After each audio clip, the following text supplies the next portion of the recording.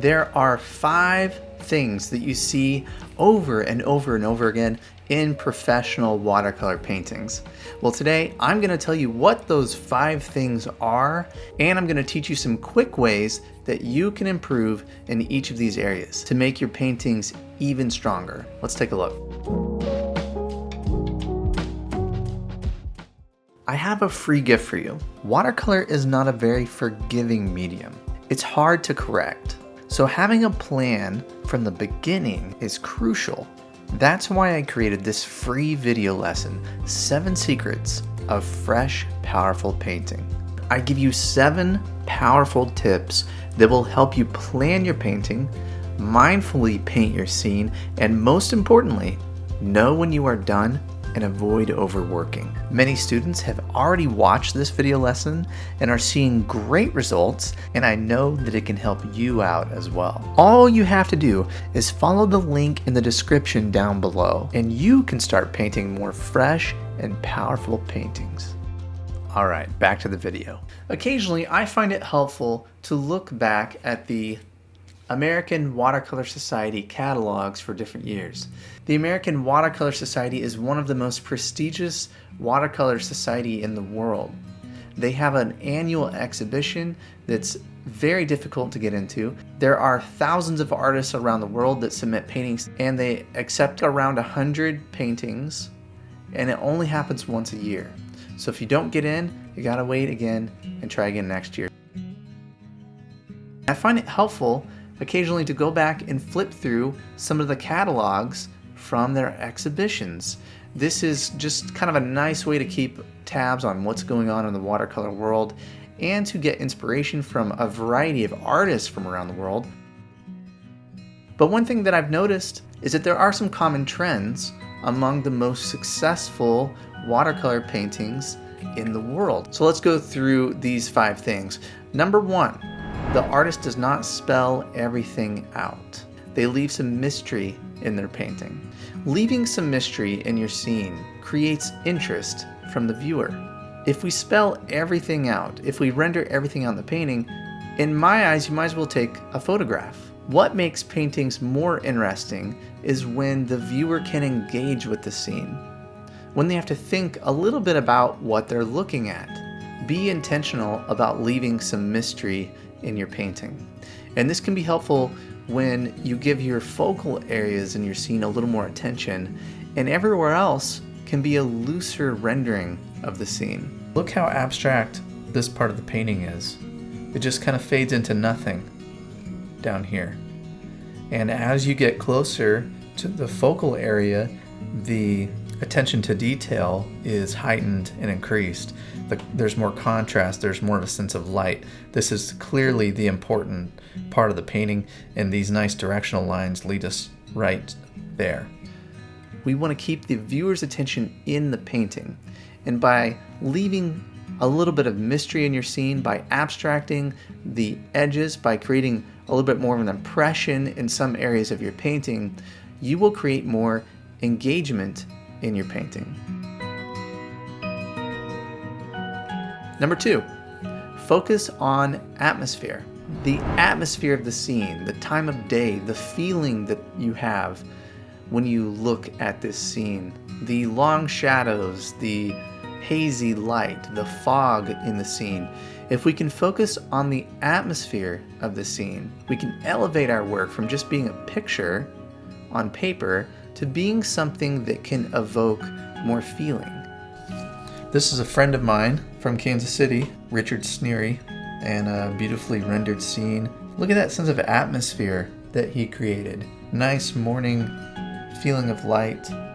Focus on portraying the atmosphere of the scene, and you can elevate your painting from just being a rendering to something that can convey the feeling, the emotion, the time of day of a particular scene. And when we can do this, we create another interesting layer for our viewers. They can relate to the scene. We can evoke a deeper level of emotional connection to a painting if we can portray atmosphere. Now, one of the keys to portraying atmosphere is thinking about edges, the edges of a brush stroke. Now, if you have hazy light, if you have a foggy scene, something of that nature, you're going to want to be able to create more soft edges.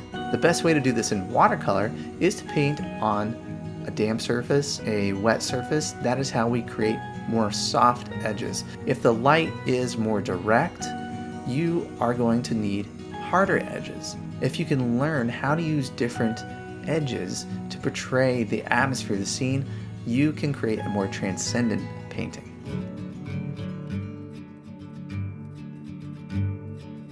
And the third common thing that you'll see is an accurate portrayal of light. It's one of the most effective ways to make your painting believable is by portraying light. If you can portray light, it can take your paintings from an amateurish level and elevate it to more professional grade of work.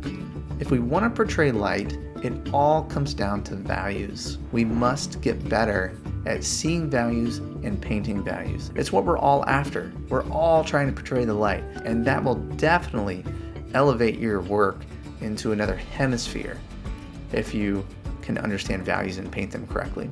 So how we want to do this is focus on values, study values, learn how to make a value study. If this is something you want to learn more about, I have a whole course to teach you how to see and paint correct values, so you can always check that out. But we need to improve how we see values and how we paint values. So we want to create value studies, and we want to learn to start observing values. And it's helpful to break up values into 3 sections: lights, midtones, and darks. So you can divide the values in your painting into these 3 groups and group them together and learn to paint your lights first, a large middle value connected shape over the top of that, and then add in your darks to complete the scene and have an accurate portrayal of light. So that's a lot more than what we can go into today, but there are plenty of other resources to learn more about values and how to portray light in your scenes. Here's one of my favorite artists. You may have seen my interview with Andy on the channel. You can take a look at that video if you haven't seen it. But again, what a beautiful subject matter. Great sense of light, good sense of atmosphere, selective areas of detail, good simplification. You see this brush stroke up here, that broken brush stroke? That's confident painting. Number 4, choose paintable subjects. This might seem like a no-brainer to some, but it's easy to want to tackle very detailed, beautiful landscapes with cascading mountains and wildflowers and butterflies coming off the flowers. You want to avoid overly complicated scenes with a lot of positive and negative shapes. Some of the most incredible paintings in this catalog are very simple scenes. They've picked a subject, they've honed in on the subject, they've accurately portrayed the light. You can create an amazing painting with a simple subject. So don't overthink it. Don't think it needs to be super complicated. Pick something every day that you might see around you, and pick a little corner of a street scene, an interesting subject with light, and paint it. And number 5, be yourself.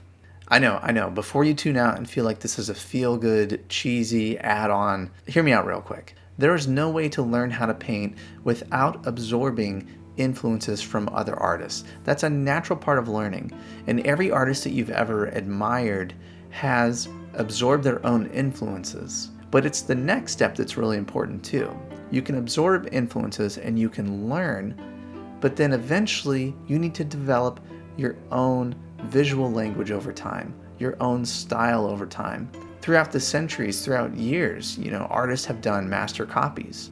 They look at master artwork, they try to copy it, but you always give credit to that artist and you never represent it as your own work. So after you've taken some time to learn and be inspired, eventually you will develop your own style in painting. And many people ask, how do you develop your own style in painting? They don't like the answer because it takes time. There is no quick fix. You learn and develop your own style by continuing to paint, by continuing to absorb influences. Eventually, you'll learn what your own style is. You'll develop your own style, but it does take time. And time is really the key ingredient. What you do to develop your own style is you continue to paint regularly, you have a variety of influences, try not to latch on to one person's work too much. Find 2 or 3 artists that really inspire you, and you take the best things from each of those and develop your own style over time. As usual, the answer is inside of you. It is not elsewhere. It is dependent upon your discipline, your work ethic, and how you continue to show up and lean in to your painting. If you do that, you give it time, you'll develop your own style. So those are my 5 things. Number 1, don't spell everything out. Leave some mystery in your scene. Number 2, focus on portraying atmosphere that will elevate your work to another level and evoke emotion and elicit a visual response in the viewers. Number 3, portray light in an accurate way. We must work on values and strengthen how we see and paint values. Number 4, choose paintable subjects. Don't feel like you need to really choose a very complicated scene. You can choose very simple subjects and execute them in a very clear, concise, powerful way and make a wonderful painting out of that. And number 5, be yourself. Be open to absorbing influences, but use influences in time and hard work and develop your own style, your own voice over time. If you can focus on these 5 things, you can elevate your work to another level and you can continue to improve as an artist. So thank you once again for spending time with me today. Time is the most valuable thing that we have, and I'm honored that you would watch my video and spend some time learning with me today. And before you go, don't forget I have a free video lesson for you. 7 secrets of fresh, powerful painting. I give you 7 powerful tips that will help you plan your painting, mindfully paint your scene, and most importantly, know when you are done and avoid overworking. Many students have already watched this video lesson and are seeing great results, and I know that it can help you out as well. All you have to do is follow the link in the description down below, and you can start painting more fresh and powerful paintings. Keep working, keep learning, and moving forward as an artist, and I will see you next time.